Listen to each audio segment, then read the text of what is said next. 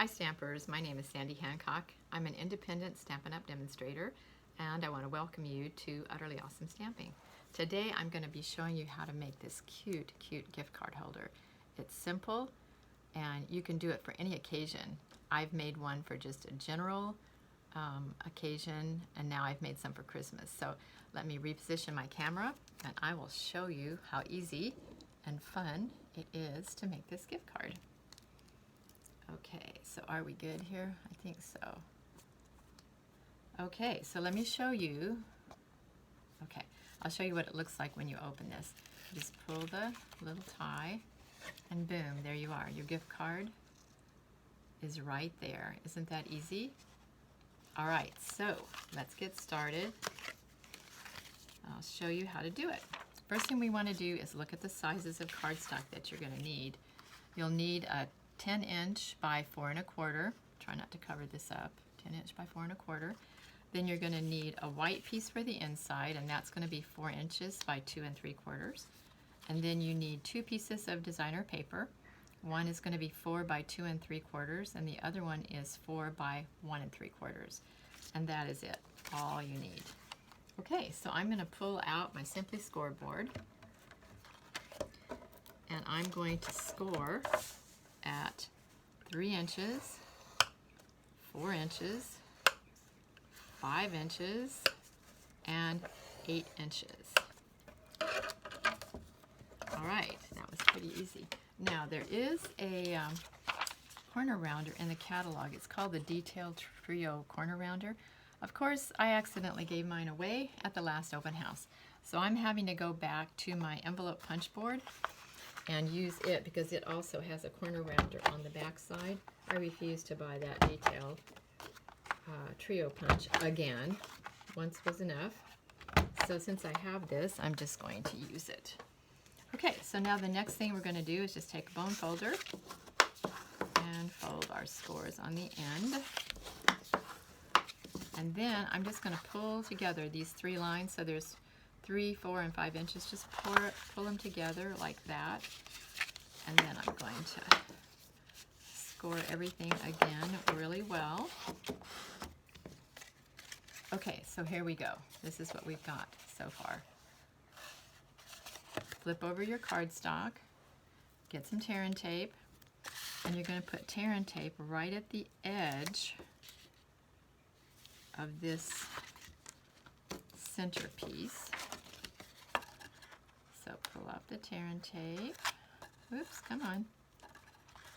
Pull out the tear and tape, and then go ahead and just put those together. Okay, there you go. So now we've got this right here. Take your gift card, put it down, and mark a little bit to the left and a little bit to the right because we are going to use a punch to, what do I do with my punch? Here it is. Okay, this is the classic label punch. You could also use the word window punch if you have that. The classic label punch is current. So I'm just going to put the left-hand side here right on the pencil mark, and I'm going to go halfway in.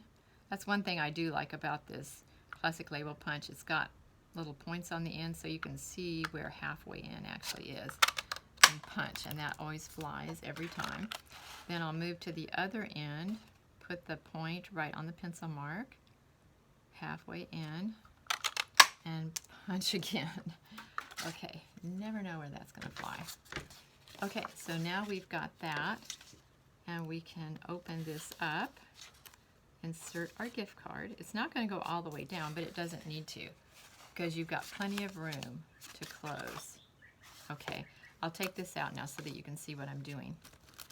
Okay, the next thing I'm going to do is add the white cardstock inside, and remember it's also 4 inches by 2 3/4. Okay, and as long as I'm doing that, I'll go ahead and stamp my Merry Christmas. I'm using a set called Celebration Tidings. It's a part of that Celebration Tidings bundle. So you can use anything you want, obviously, but this is what I'm using, Celebration Tidings. And I'm also using the Feels Like Frost designer papers. Let me show you these. They're so beautiful. There are a lot of different prints that you could use for the gift card. And then on the other side, you have all silver prints. Of course, you could make a silver gift card, but then you would probably need to put it on silver cardstock to make it look rich and wealthy. And that could get a little pricey, but if you don't mind using silver cardstock, then you certainly can do that. Okay, so now I'm going to take my first piece of designer paper, and I'm going to add it to the front.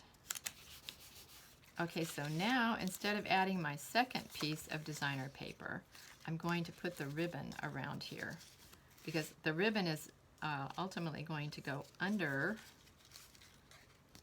that top piece of designer paper.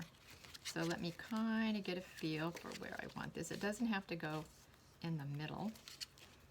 I'm using the Seaside Spray metallic ribbon, which is blue. Okay, so that looks pretty cute. I'm using 15 inches. You could use 16 inches just the first time. And then, you know, the length of a ribbon depends on the width of the ribbon. So for instance, when I made this one, this is 'Tis the Season designer paper. This ribbon is very thick and probably too big for a project like this, but it matched so beautifully I wanted to try it. But I had to start out with 20 inches of this ribbon because it's so wide. I ended up cutting some off, but I don't recommend using ribbon quite that wide. So anyway, I'm using the Seaside Spray. It's a nice, it's more like a 1/4 inch ribbon. And then I'm going to add more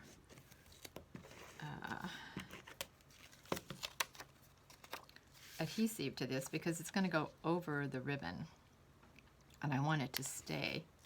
Oops, straight would be better. Yes, I like straight. Okay, there we go. All right, then I'm taking this. This is a little For You, and this is from the So Sentimental set. And then I cut it out with Stitch So Sweetly. That was a bundle, the Stitch So Sweetly dies. So then I'm just going to put some designer, not designer, I'm going to put some Stampin' Seal on that. And then the last thing I'm going to do is I'm going to add it's called Blue Adhesive Back Gem right to the top of it. Okay, boom, we are done. Isn't that so cute and so easy? I'll show you a couple of other ones I've made. This is from also 'Tis the Season. This little red ribbon comes from the Pampered Pets suite. And so then I just took a red Stampin' blend and colored a rhinestone red for that. And then, did I show you this one? I don't think so. This is my generic one, Flowers for Every Season. So again, you can put, depending on which direction your ribbon is, you can put your little For You on either side, or you might have something else that you want to put on the front. But these gift cards are so easy to make, and I hope that you will definitely give this a try. Thank you so much for joining me. If you've enjoyed this, please subscribe to my YouTube channel. If you're watching this on my blog, you won't see the subscribe button below, but if you go straight to YouTube and put in Sandy Hancock gift card, this will pop up, and then you can subscribe to my blog. So I'll just show you this once again. Thank you again, and I'll look forward to having you back next time.